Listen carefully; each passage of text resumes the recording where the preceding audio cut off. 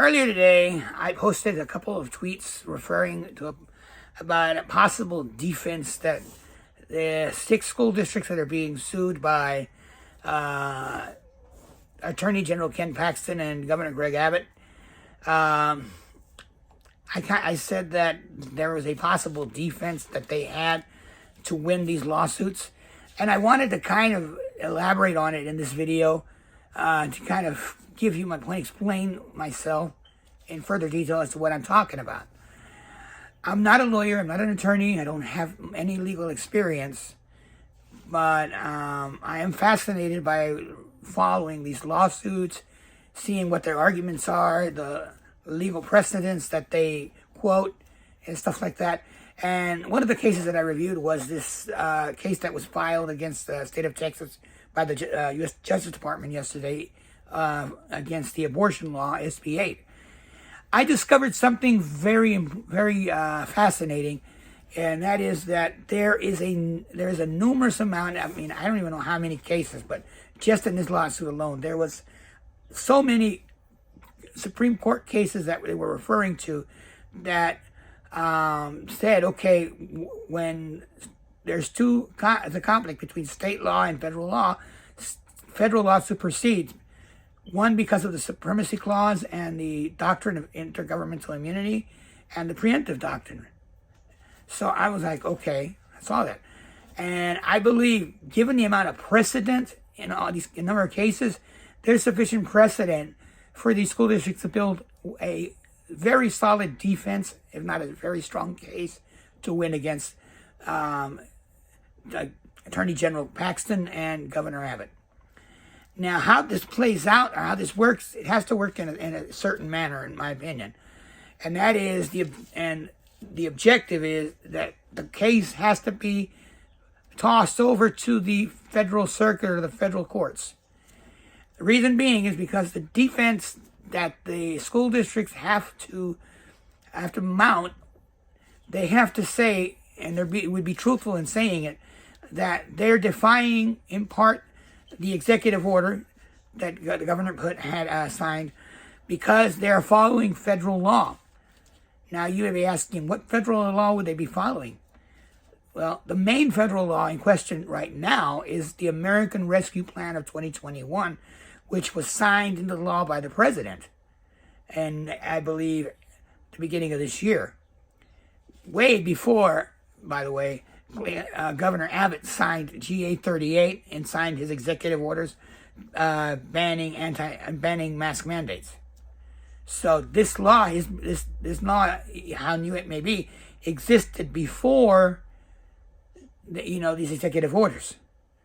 So in their defense, they need to say, okay, well, we're following this federal law, and as such, it is obligating us to defy the state law or state executive order. One of two things, when they say that in the beginning stages of the lawsuit, one of two things can happen. The first one being that there's a very distinct possibility that that judge would look at this case and say, okay, this case needs to be tried on the federal level. This is not our jurisdiction. I will dismiss this without prejudice. You need to refile your case, Mr. Abbott or Mr. Paxton, in the federal court, which would toss it to Austin, to the Texas U.S. District Western Division Court.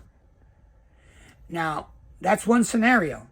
The second scenario is that the state courts may ask or may allow this case to run through the state courts up to the Texas Supreme Court, which, if that's the case, the school districts would need to be prepared to spend money on litigation, and I would hope they would be willing to invest that in the future of our children at this point, because that's what the purpose of this lawsuit is for.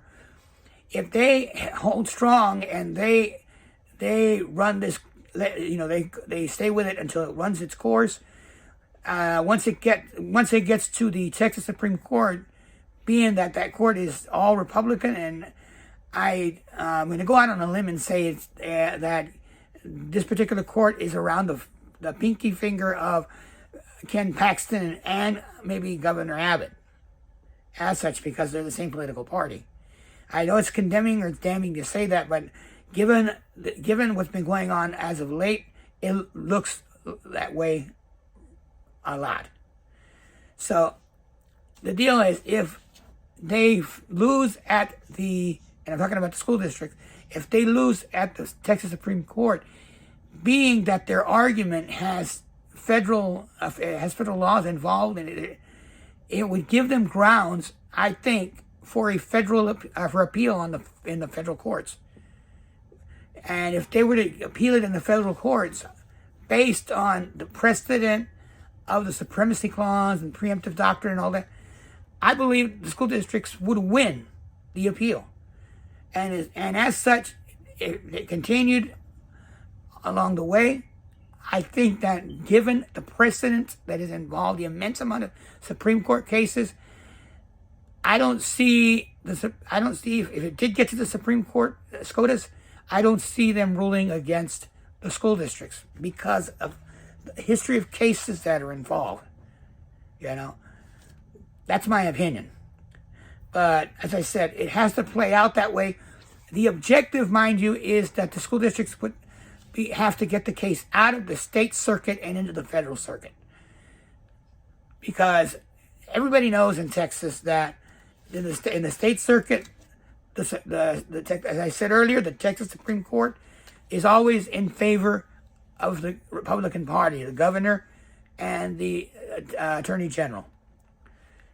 Now, I'm hoping, as I said, that these school districts can win this, and if they have to go that route, win it at the federal level. I'm also going to say that I think this idea and this concept might even work for other states like Florida against Governor Ron DeSantis, and I believe there's other. I think there's other Republican governors that have implemented these same type of executive orders. I believe that these school districts, this argument would allow them to win. It would be in their benefit, and the more precedents that get set up in these cases in favor of these school districts will only add to the amount of precedents and Supreme Court cases that are already in existence. And this would even propel the school districts to a much stronger defense against these Republican governors. And pardon me for calling him a Republican, but at this point right now, I mean, everything's so politicized that there's no way I can get away without calling them the respective party names. I hope that this has been informative. I hope that y'all to understand where I'm coming from. I would be, because I said earlier, I'm not an attorney. I don't have any legal experience, but I would be awesome if there was an attorney or a lawyer that would comment on this and give me some perspective. I mean, maybe my thoughts are wrong. I don't know. Maybe my thoughts are right. But I would love to hear the perspective of a experienced legal person, like an attorney or a lawyer. I mean, because I believe that my concept has some degree of logic. I just don't know to how much. So, but any input is well received, because it would allow me to better understand whether or not I'm right, whether I'm interpreting everything correctly. I don't know.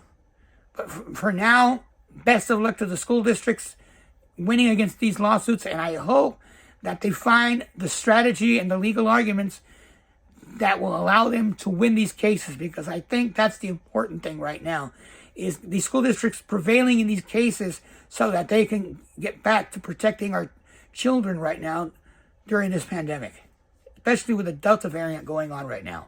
Thank you.